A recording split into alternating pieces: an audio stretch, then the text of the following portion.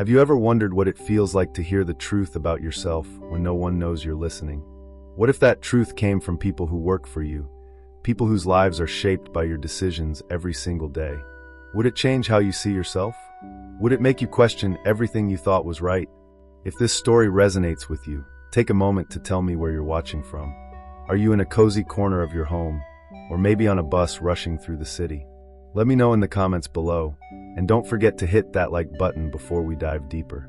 This is exactly for good-hearted souls like you, people who care enough to pause and think. Let's get into it. Imagine being someone at the top, running a business empire so big that its name echoes across towns.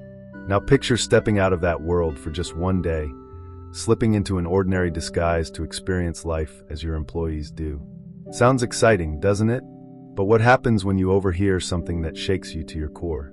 Dustin Calloway had done well for himself. He owned Burger Haven, a chain of restaurants spread across several states. The logo, a golden flame rising above a burger bun, was plastered on billboards, menus, and uniforms nationwide.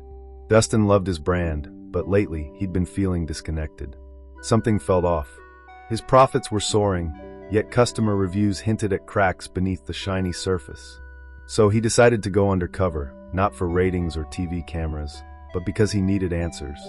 The plan was simple: dress casually, visit one of his busiest locations, order a meal, and observe. He chose a spot tucked away in Cedar Ridge, a small town known more for its quiet charm than flashy attractions. On paper, this particular burger haven seemed perfect. Sales numbers were up, staff turnover low. Yet Dustin couldn't shake the nagging suspicion that things weren't as rosy as they appeared. When Dustin walked through the glass doors, the smell of sizzling patties and toasted buns greeted him instantly. It smelled delicious, sure, but also chaotic. Behind the counter stood two cooks, Remy and Wyatt, both wearing faded caps pulled low over their brows. They moved quickly, flipping burgers and assembling orders without missing a beat. Dustin took a seat near the kitchen window, close enough to listen without drawing attention. He ordered a classic cheeseburger combo, adding extra fries just to test quality. While waiting, he noticed the tension between Remy and Wyatt. Their movements were sharp, almost mechanical, and their voices carried whispers of frustration whenever they thought no one was listening. At first, Dustin dismissed it as typical workplace stress. But then, as he leaned back in his chair pretending to scroll through his phone, he caught snippets of their conversation. "You know," Remy muttered under her breath, "it's not even about the pay anymore. I mean, yeah, the hours suck and the raises never come, but it's bigger than that." Wyatt nodded sharply, keeping his eyes glued to the grill. "Yeah, man. It's like nobody cares. Like we're just cogs here. Nobody sees us." Dustin froze mid-bite of his complimentary garlic breadstick. "Nobody sees us." Those 4 words struck him harder than any bad review ever could. Here he was, the guy who built this whole operation, sitting inches away from 2 employees who felt invisible. How had he missed this? Wasn't his job supposed to be about creating opportunities, not erasing them? Remy continued, quieter now but still audible. "Remember last week when Tina got sick during her shift? She asked for 5 minutes to rest, and management acted like she'd committed a crime. 5 minutes, Wyatt. That's all she wanted." Wyatt scoffed. "Management doesn't care unless corporate breathing down their necks. And even then, it's only about numbers, not people." Dustin's stomach churned. These weren't lazy complaints. These were cries for help wrapped in resignation. He knew Tina, the young woman Remy mentioned. She worked long shifts while juggling night classes. He'd seen her smiling face in employee profiles sent to headquarters. To him, she'd been another success story. To her co-workers, she was just another cog trying to survive. Before Dustin could process further, Remy added bitterly, "And the boss? Whoever he is, he probably thinks we're lucky to have jobs here. Like, does he even know what it's like to stand here for 8 hours straight, flipping greasy burgers for minimum wage?" Her words stung worse than any criticism he'd faced before, because deep down, Dustin realized she might be right. Sure, he started small, working odd jobs before building Burger Haven from scratch. But somewhere along the way, he stopped remembering what it felt like to struggle. Success insulated him, and comfort blinded him. He'd become the kind of person he once vowed never to be. As the realization sank in, Dustin glanced around the restaurant. Families laughed over milkshakes, teenagers flirted shyly at corner tables, and delivery drivers rushed in and out with bags full of food. Everyone seemed happy, except the ones making it all possible. The cooks, cashiers, and cleaners. They were the backbone of Burger Haven, yet they carried burdens Dustin hadn't considered until now. After finishing his meal, Dustin left quietly, slipping back into his car with a heavy heart. He drove aimlessly for a while, replaying Remy and Wyatt's words in his head. Then, pulling over near a park, he grabbed his phone and called his assistant, Claire. "Cancel my meetings tomorrow," he said firmly. "I need to focus on something important." Claire hesitated. "Important? Sir, you've got the quarterly report due."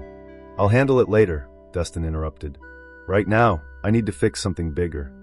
The next morning, Dustin returned to the same Burger Haven location, this time dressed in his usual tailored suit.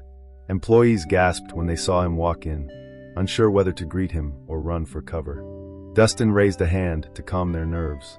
"Relax, everyone. I'm not here to inspect anything today. I'm here to listen." For the next hour, he sat down with each employee individually, asking questions and jotting notes. Some shared stories similar to Remy and Wyatt's. Others spoke about challenges balancing work and family, and a few admitted they'd grown cynical after years of unmet promises. Dustin listened intently, nodding and thanking them for their honesty. By the end of the day, he'd gathered enough insight to draft a new plan. Over the following weeks, changes rolled out across all Burger Haven locations.